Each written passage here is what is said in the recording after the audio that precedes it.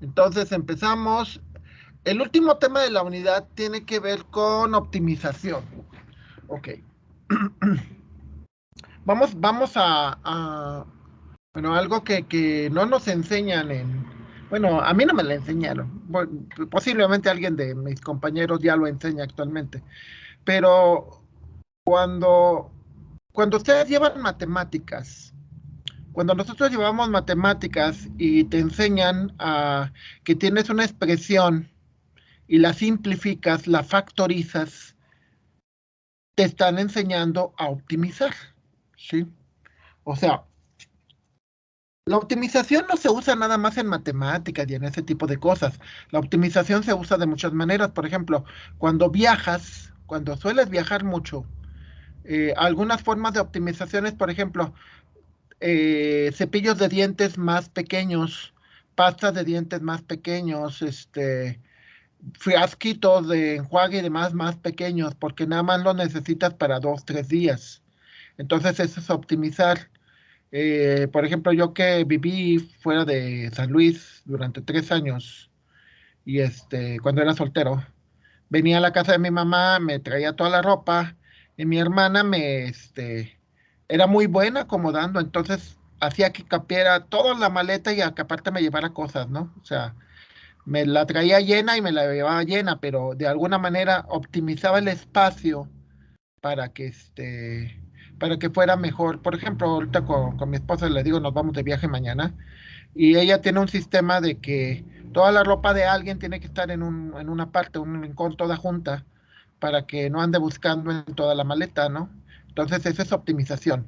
Optimización, este, siempre lo que tratamos es de lograr más con menos. Y eso es importante. Algún día cuando lleguen a trabajar, en lo que sea, en lo que vayan a trabajar, pueden ganar mucho dinero, pero si no logras optimizar tus gastos, o sea, si gastas demasiado, pues no te va a salir de nada. Entonces siempre tienes que ver gastos contra ingresos, contabilidad. Lo que aprendas en contabilidad te va a servir para eso. Entonces siempre trata de buscar cosas óptimas. Por ejemplo, ahorita con lo de las grabaciones, también es una manera óptima. ¿Por qué razón? Pues lo vamos a ver en presencial cuando llegue con sus compañeros de informática. Cuando llegue a la clase de la una, ya voy a llegar con la garganta toda lastimada. Entonces espero que no batalle. Bueno, es que sí es bien incómodo. Pero pero de nuevo, la idea es tratar de hacer lo más con lo menos posible, ¿no? Claro. Por ejemplo, nosotros que acumulamos muchas cosas, de repente llega la gente y dice, ay, está bien lleno y me siento, ay, dice, bueno, es que exagerados. Pero bueno, decimos que tenemos muchos recuerdos. Entonces, regresando a la parte del álgebra booleana. En el álgebra booleana, nosotros recordamos que el circuito se comporta de acuerdo a una tabla de verdad. Entonces, de acuerdo a toda la tabla de verdad, al final tenemos una columna, que sería la columna F, donde nos dice cómo es el comportamiento. Cuando tenemos 0, 0 y 0, es decir, todos los switches apagados, el comportamiento es 0. Cuando prendemos el tercero, el comportamiento es 1, y así. Entonces, esta es una manera de expresar los, este, los circuitos, pero regresamos a lo que les comentaba al principio. Hay que hacerlo de manera óptima. Entonces, por ejemplo, este, nosotros vemos que la combinación 0, 0, 1 te da un 1, 1, 0, 0 te da un 1 y 1, 1, 0 te da un 1. Las demás combinaciones, o sea, son 3 valores, son 8 combinaciones. De esas 8 combinaciones, solamente 3 te interesan, las otras 5 no. ¿Sí? Alguien diría, ay, pero qué feos, qué discriminativos. Pues sí, pero, por ejemplo, algún día nosotros, bueno, en mi caso, yo fui, me tocaba la selección en la maestría donde yo trabajaba. A mí me tocaba el proceso de la programación. Yo les ponía el examen de programación. Y recuerdo muy bien que así éramos, o sea, ay, pues mira qué buena onda se ve fulanito, pero no pasa el examen, pues ni modo. Ah, pero fulanito sí pasó, pues enfócate a él, o sea, enfócate. De los 120 aspirantes nos quedaban 30 y tantos en la segunda etapa y en la última etapa nos quedaban 18, 20 máximo. Entonces siempre hacíamos optimizar, optimizar, optimizar. De que alguien no es bueno en matemáticas, pues ni modo. Que alguien no es bueno en programación, pues ni modo.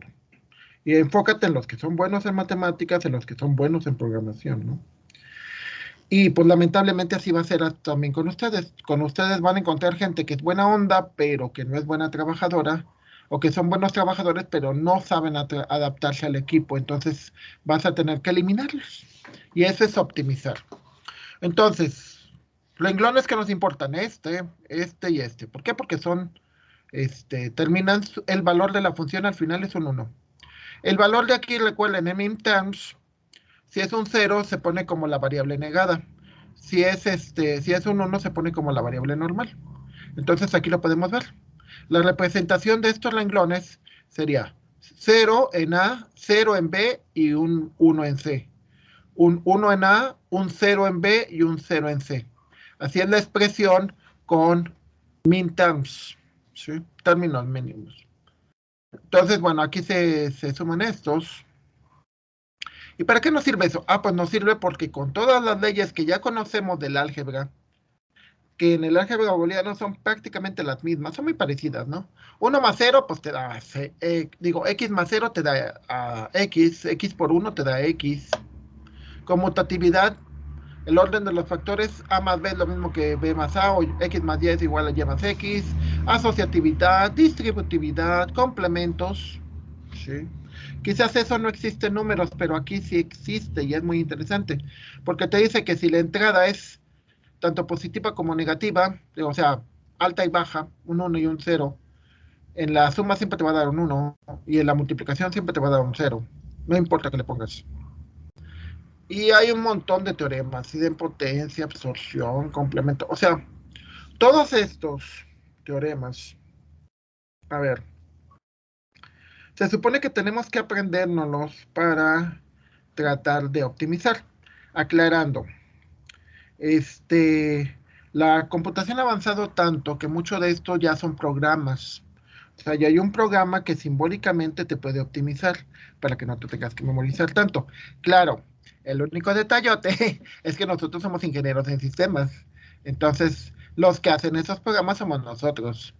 Entonces, sí tenemos que entenderlos, sí tenemos, quizás no memorizarlos, ¿no? Porque recordemos cómo funciona la educación tradicional. La educación tradicional es, te aprendes 200 o te aprendes un montón de teoremas y luego ya los aplicas, lo cual pues, ha funcionado realmente. Pero en las generaciones actuales que tenemos Google, que tenemos Internet, pues la verdad nadie se quiere memorizar, ¿no? Entonces, pues para eso está Google. Pero obviamente hay una parte que sí tenemos que memorizar. Pero la parte más importante no es memorizar, o sea, no es decir, ay, me sé 200 teoremas, no. Es cómo se aplican. O sea, si tengo esto, sé que es igual a esto. Esta igualdad es importante porque eso significa simplificar. Tengo todo esto de acá, lo puedo simplificar por esto. ¿Sale? Entonces, eso es importante. Esto es importante porque si no sabemos los teoremas más importantes y lo demás tenemos nuestro formulario, entonces es importante porque eso te permite ver cómo le haces para tratar de generar el mayor beneficio. O sea, les pongo un caso, por ejemplo, en mi casa, hace 3 años, 4 años, estuve aquí en sabático, entonces estaba trabajando, pero de repente me paraba y decía, pues voy a hacer otra cosa. Entonces me puse a optimizar, a revisar todo. Dije, a ver, esto ya no sirve, quítalo. Esto se puede acomodar en este lugar y ocupa menos espacio. Y entonces de la casa que estaba súper saturada, pues está menos saturada. O sea, obviamente no hemos cambiado ni tiramos todo, pero sí muchas cosas las quitamos.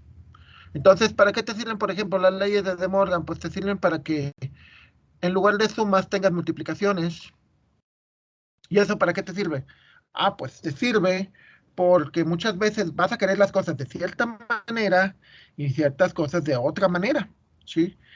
Y es interesante Pongamos mi caso, yo 25 años de mi vida fui alumno, entonces muchas veces piensas y dices, a ver, como alumno me comporto así, pues como docente me comporto así, deberías de ser, depende de la situación, ¿no? O sea, porque tienes que entender los dos términos, o sea, tienes que entenderle que el alumno, pues también es una persona, ¿no? Y como ahorita que al grupo anterior le dejé, es un grupo de distancia, donde ellos en lugar del curso de llevarlo en 8, en 16 semanas lo llevan en 8. Entonces les tuve, bueno, también en mala onda de mi parte, les dejé de tarea las prácticas de la unidad 2. O sea, ellos van a tener que trabajar. Y la manera óptima es que aprovechen las vacaciones para hacer su proyecto de unidad número 2. Entonces, pues sí es malo porque pues van a tener que trabajar en vacaciones. Un poco, tampoco es un día o dos más. Pero bueno, continuemos con los teoremas. Esto viene en el material. Recuerden, está en el material en donde está en la parte de, a ver, en sus carpetas está el material de clase, en mm, eh, matemáticas discretas, material de apoyo, en compuertas álgebra booleana, ok. Y aquí está en un archivo que se llama álgebra booleana. Es que aquí no se ve. Ah, aquí está, álgebra booleana. Ahí lo tienen. Digo, ¿para qué? Ok, entonces te empieza a decir un montón de teoremas, ¿no? Teoremas y estas equivalencias, recuerden, la ventaja de las equivalencias es que dices, lo quiero como está del lado izquierdo, lo quiero como está del lado derecho. En algunas simplificas, en otras, pues no tanto simplificas, pero sí de alguna manera, ves las cosas de otra forma. Y eso es muy útil, ¿eh? A la hora que estamos simplificando, es muy importante. Y eso es algo para lo que sirven muchísimo las matemáticas. Perdón.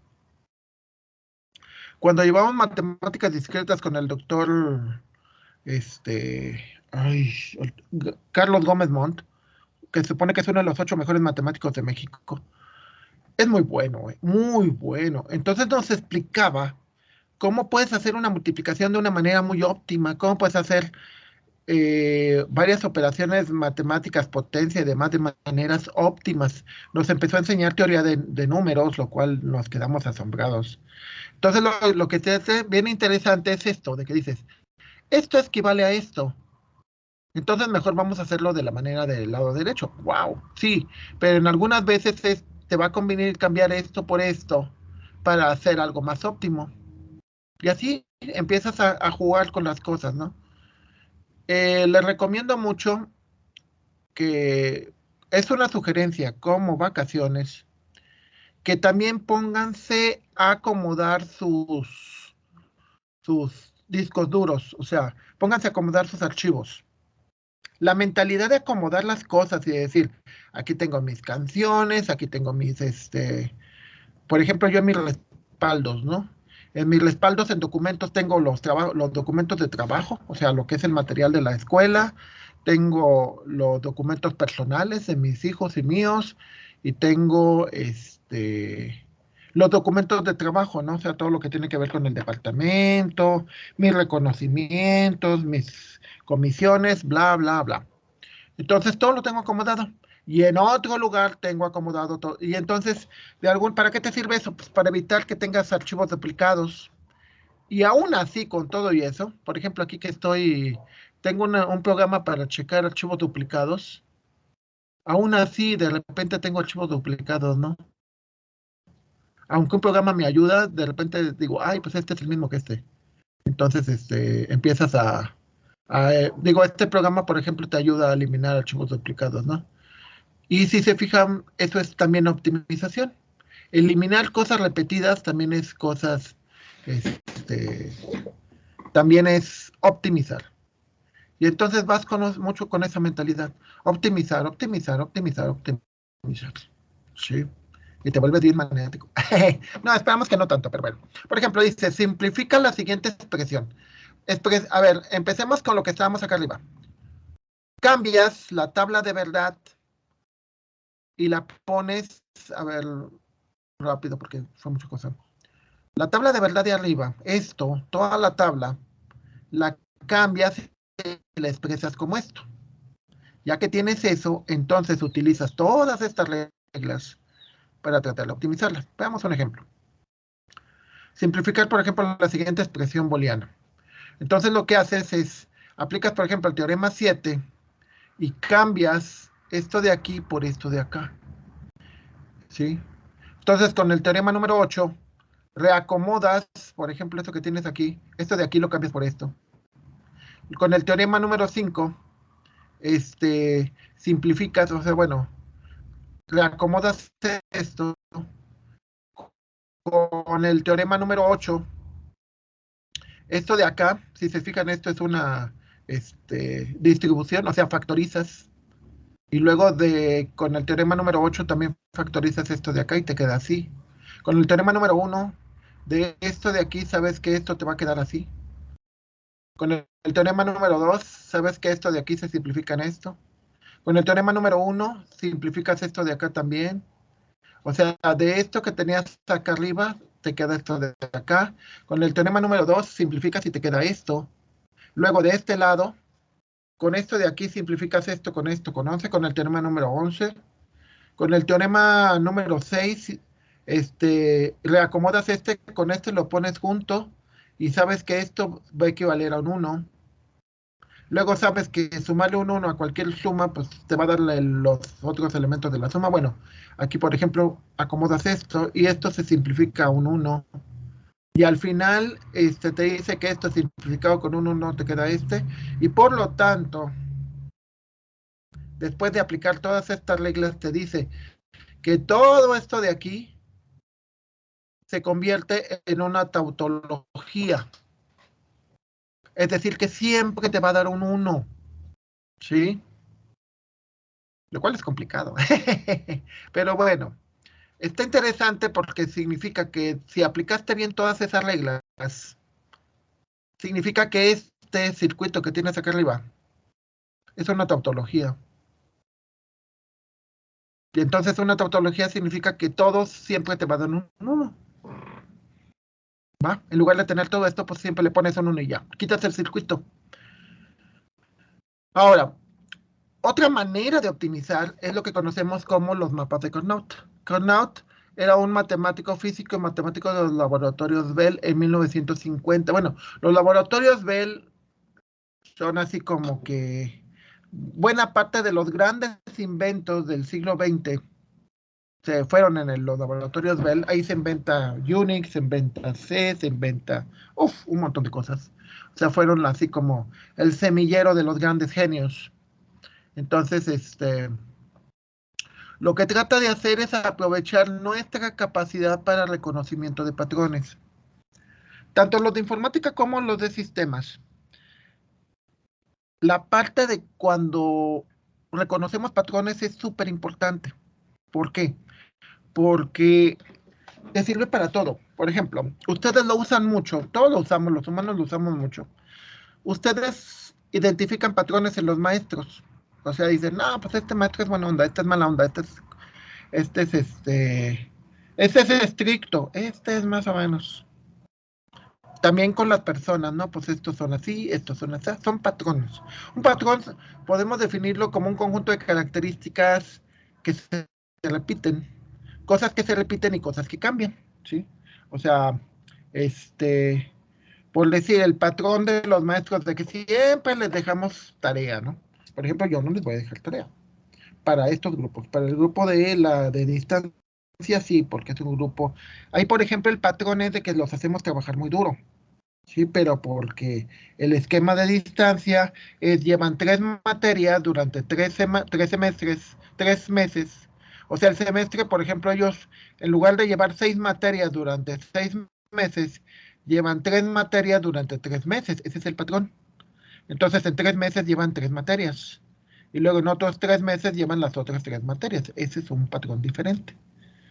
Luego, son representaciones bidimensionales de la tabla de verdad. O sea, es la tabla de verdad, pero cambiada de tal manera que se vea diferente, que se vea de una manera de dos dimensiones. Está compuesto de celdas, donde cada celda representa un término mínimo, un mini-term. La cantidad de celdas tiene que ver con el número de elementos que tenemos, el famoso 2 a la n. Si tenemos dos variables, vamos a tener 8 celdas. No, perdón, dos variables, 4 celdas. Si tuviéramos 5 variables, tendríamos 32 celdas. Si tuviéramos 3 variables, tendríamos 8. Recuerden, es 2 a la n porque tenemos dos valores de verdad. Si en lugar de fueran binarios, fueran base 3, por ejemplo, entonces sería 3 a la n. Imagínense el día que no creo, porque no le veo mucho caso, que tuviéramos sistemas decimales, entonces sería 10 a la n, donde n sería el número de elementos que tendríamos. Y es cierto, o sea, si yo tengo una variable que tiene 10 valores, pues me va a hacer 10 renglones posibles, ¿no? Y se vuelve muy engorroso. Con la base 2 no, con la base 2 no. Es muy simple porque o es cierto o es falso, no hay más. Se recomienda para expresiones de hasta 6 variables. Más de 6 variables está de locos. ¿Sí? ¿Por qué? Porque en 6 variables estaríamos hablando de un mapa de 64, creo que sí. Si 2 a la 6 es 64, entonces, wow, se vuelve muy, muy engorroso. Generan expresiones en formas de sumas de productos, o sea, minterms, o productos de sumas, que es un maxiterm. Representación de las expresiones. Un mapa de Carnot es una representación de la tabla de verdad. Y cada verdad es un minterm. Es decir, la representación de un renglón, donde vas a hacer, por ejemplo, el renglón 000, sería A negada, B negada, C negada. El mapa de Carnot tiene una celda por cada minterm. Y lo podemos ver así. Recordemos que tenemos un circuito digital, que puede ser cualquier circuito digital. O sea, aquí nosotros para esta unidad estamos viendo álgebra booleana, es decir, estamos viendo compuertas lógicas. Pero para los que saben de electrónica, ven que hay otros tipos de circuitos, no nada más compuertas. Hay controladores, hay muchas cosas. Álgebra analógica, digo, electrónica analógica, ¿no? Que es más allá de esto. Entonces, bueno, tenemos 3 entradas y es un circuito digital, lo cual significa que las entradas solamente pueden ser ceros y unos. Es decir, voltaje alto, voltaje bajo. Estas combinaciones se representan así. ¿Cómo se le hace? Ok. Por ejemplo, el C, se pone aquí abajo los posibles valores de C, y acá arriba se ponen las posibles combinaciones de A y B. Las posibles combinaciones de A y B son A0, 00, 01, 11 y 10. Ahora, hay un detalle interesante a la hora en el orden que ponemos esto. Entre dos columnas solamente puede variar o solamente puede haber un cambio. Es decir, si aquí son 0, 0, el siguiente solamente puede variar un elemento, es decir, un 1. Por ejemplo, el 1, 1 no puede estar contiguo al 0, 0, porque ya serían dos variables que cambiaron. O sea, este no puede estar junto con este, porque son dos variables diferentes. Entonces, entre columna y columna, solamente puede cambiar un elemento. Si se fijan, entre este y este, el único que cambió fue el 1. Entre este y este, el único que cambió fue el 0. Entre este y este, el único que cambió fue el 1. De 1 pasó a 0. Entonces, el orden en que acomodan, el patrón en el que acomoden sus elementos de arriba, se refiere a que solamente puede cambiar un elemento. Ahora, de nuevo, en el mapa de Carnot, fíjense cómo tienen arriba 0, 0, 0 es igual a 0. En la celda ponen abajo el resultado. Dice 0, 0 en A, es una matriz. 0 y 0 y da 0, 0 con 0, o sea, la combinación de estos te da un 0, por eso está en blanco. Fíjense el siguiente, 0, 1, que es esto que está arriba, con el 0 de la C te da en blanco. 0, 1, 1, que es, no, serían 1, 1, 0, que sería este de abajo. 1, 1, 0, también te da un 0. Los tres con un 1, o sea, un 1, 1, 1, te dan 0. Los que están en 0, si se fijan, están en blanco, no hay nada. Los únicos que importan para la optimización son las combinaciones donde te da un 1. Veamos un ejemplo.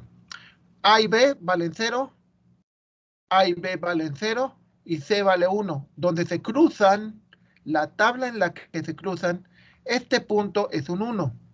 El siguiente, 0 y 1 en A y B y un 1 en C. Entonces, el resultado es un 1.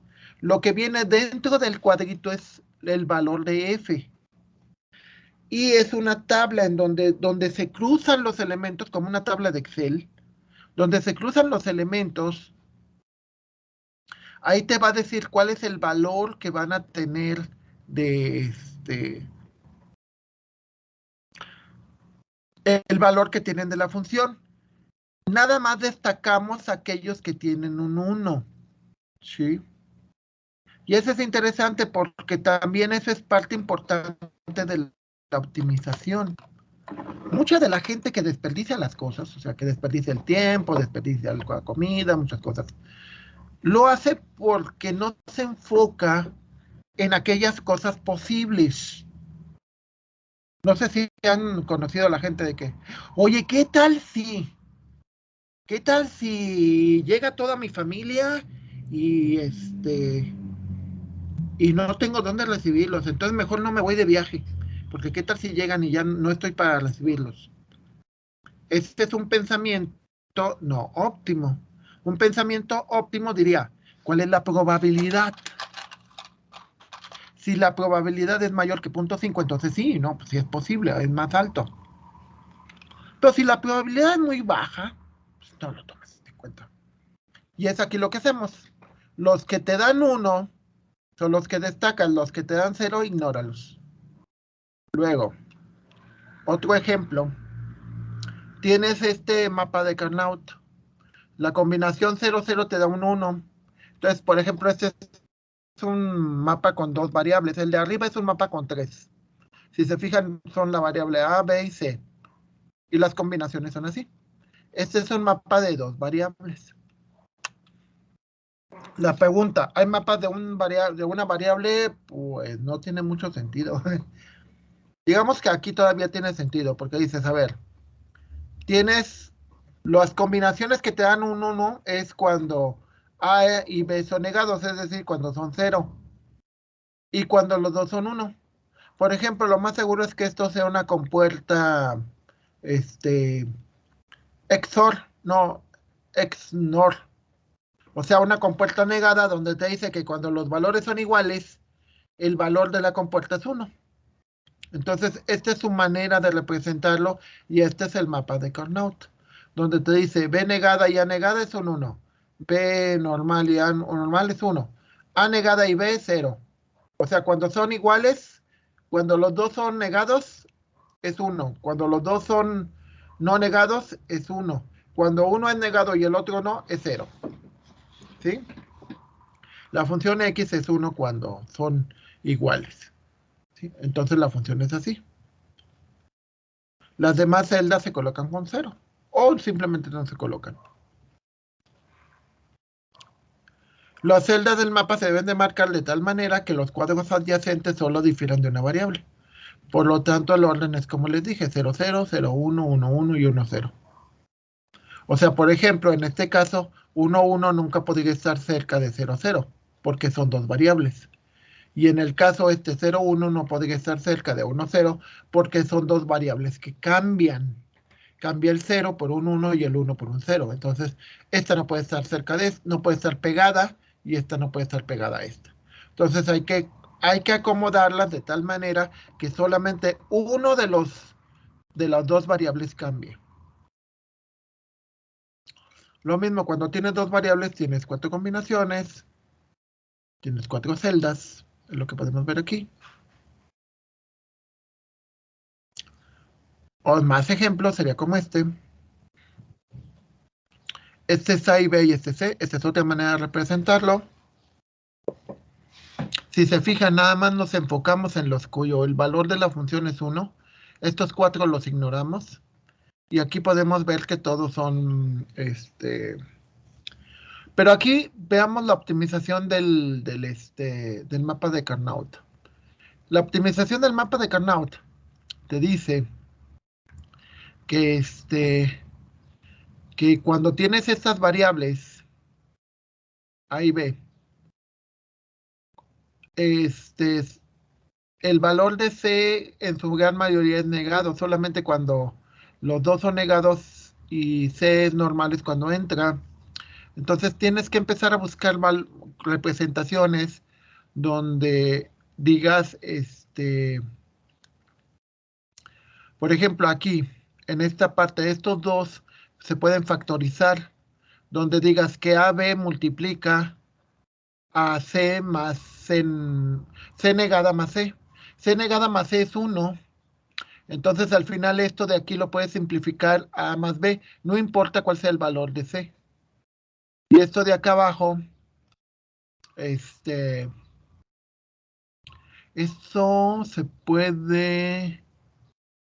puede también optimizar, donde dices que BC lo factorizas, BC negada, factoriza y te va a quedar A negada más, es BC negada que multiplica a A negada más A. A negada más A siempre es 1. Entonces, esto de acá se puede simplificar y te va a quedar B con, con C negada. Y arriba te va a quedar A con B negada. Y bueno, ya de ahí ya le puedes aplicar un montón de teoremas para ver que todo esto se haga más sencillito. Puedes factorizar, bueno, ahí ya no se puede factorizar, creo. Pero bueno, sería cuestión de intentarlo. Esta es una forma de representación. Esta es otra forma de representación. Por ejemplo, aquí tienes 4. Este es un mapa de Carnot de 4.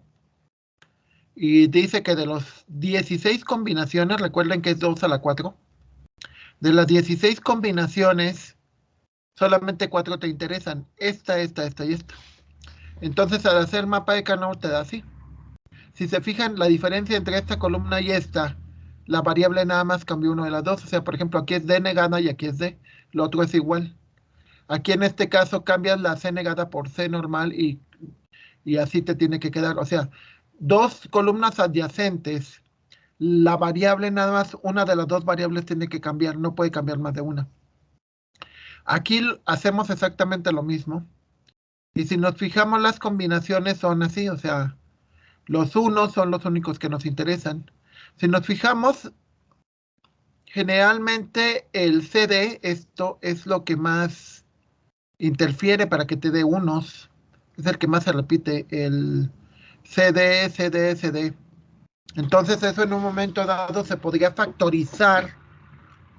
Si lo vemos como expresiones de este tipo, se podrían factorizar el CD, el C negado a D, y podríamos ver cómo se comportan estas expresiones, ¿no? Ya factorizadas, ver si hay alguna manera de que se puedan simplificar. Y eso es importante, porque recuerden todo lo que nos enseñaron en prepa, de que tienes un polinomio de tal tipo y lo que intentas es simplificarlo, simplificarlo y simplificarlo.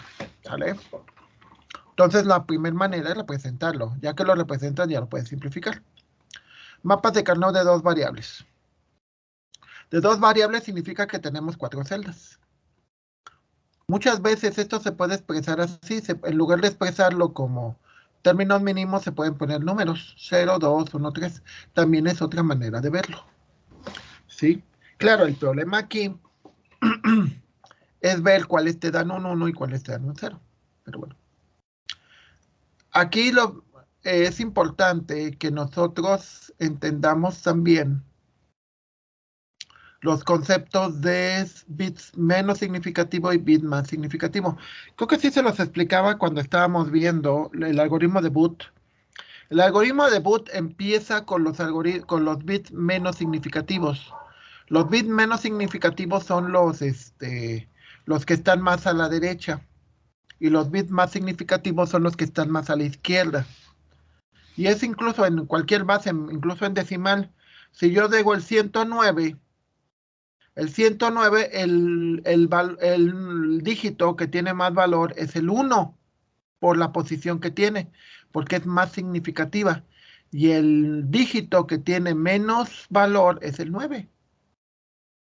¿Sí? Es obvio, ¿no? Porque el 9 significa unidades, el 1 significa centenas. Entonces es lo que le da más significativo. Aquí en este caso, de nuevo, es lo mismo. El bit menos significativo es el de la derecha y el bit más significativo es el de la izquierda. Entonces también pueden ser mapas de Carnot de tres variables, como les enseñamos hace un rato, que se pueden expresar así. ¿Sí? Las columnas de AB, por ejemplo, 0001, 1110. Aquí no necesariamente puede seguir el orden progresivo, o sea, sería 0, 1, 2, 3, 4, 4, 5, 6, 7. Depende, normalmente los minterms se enumeran así. Serían 0, 1, 2, 3, 4, 5, 6, 7. Pero a la hora que lo representan no necesariamente se van a poner así, sino se sigue el orden de esta tabla.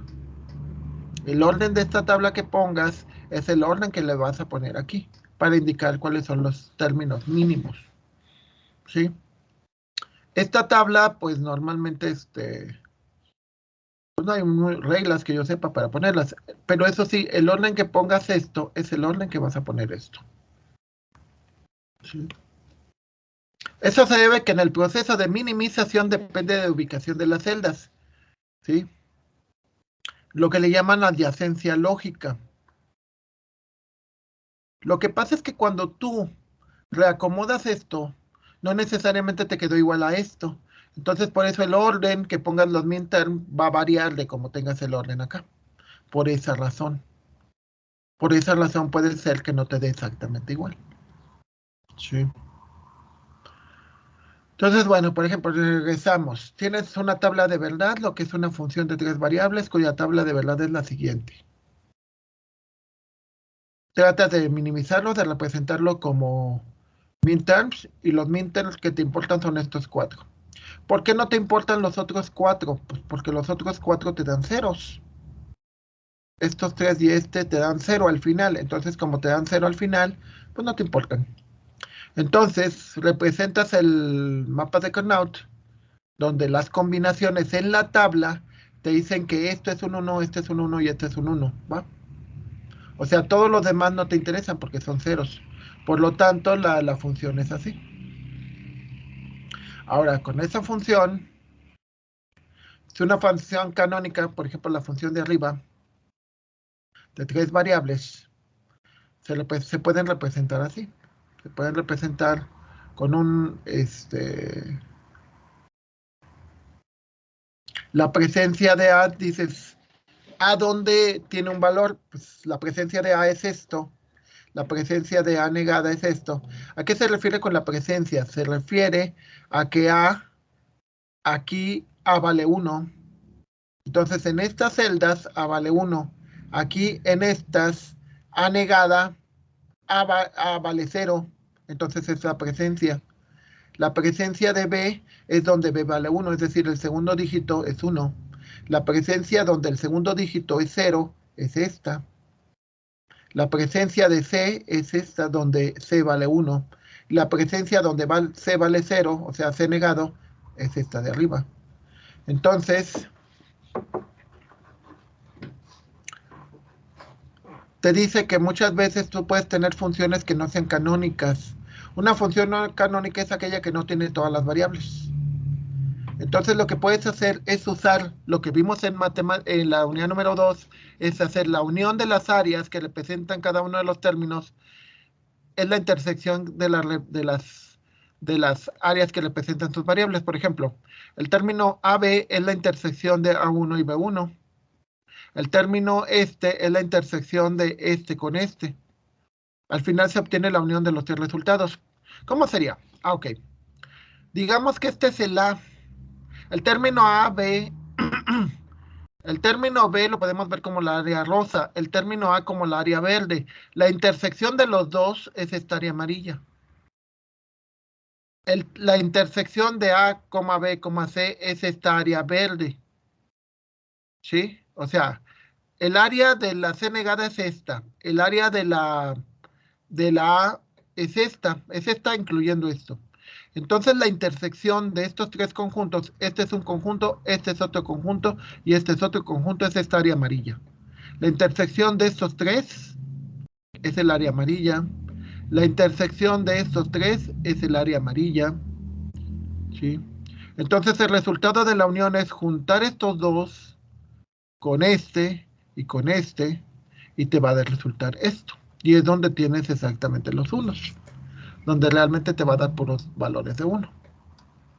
Y eso te sirve para indicar cuáles valores son los que te van a importar y los que debes de optimizar y cuáles no.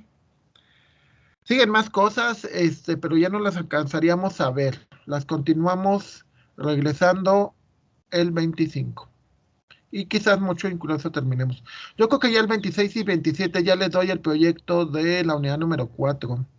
Ya se los daría presencial. Hasta aquí, compañeros, ¿alguna duda?